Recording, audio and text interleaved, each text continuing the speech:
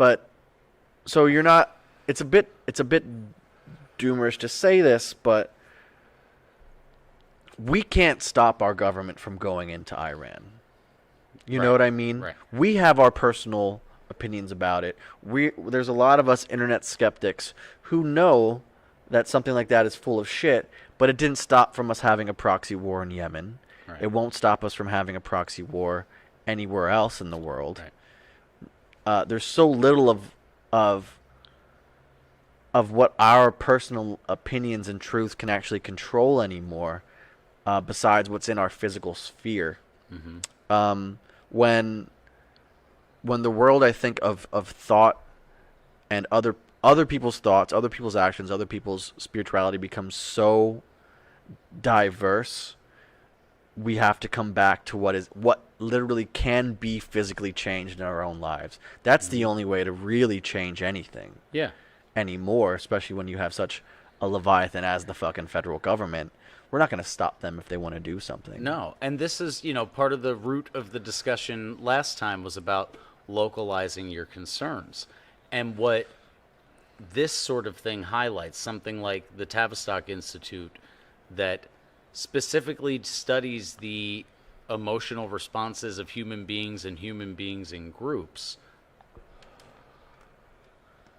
it only strengthens that message of localizing your concerns. You can't be manipulated by media if you aren't consuming media.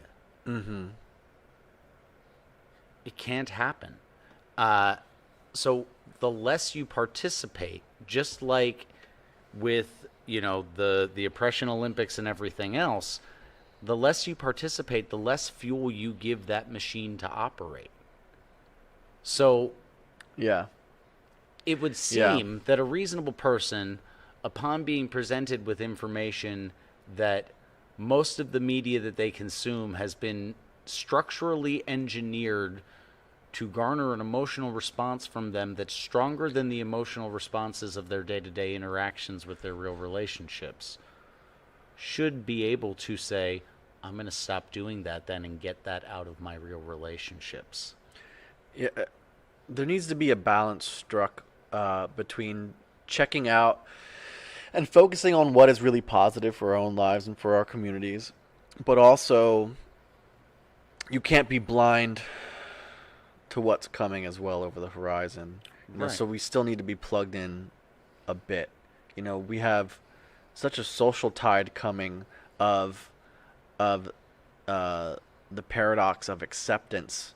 We're just accepting everything now, but everything isn't good. A lot of stuff is bad. Right. And we're seeing where acceptance has been biting us in the ass. So if we turn our blind eye a bit too much, we still have to strike this balance between focusing on ourselves and taking real action, but I think still cultivating networks of... They don't even really have to be like-minded as far as just seeking the truth about things. That's all that really is the most important thing. A common goal will make you the most productive. And I think that should remain within your group. Right.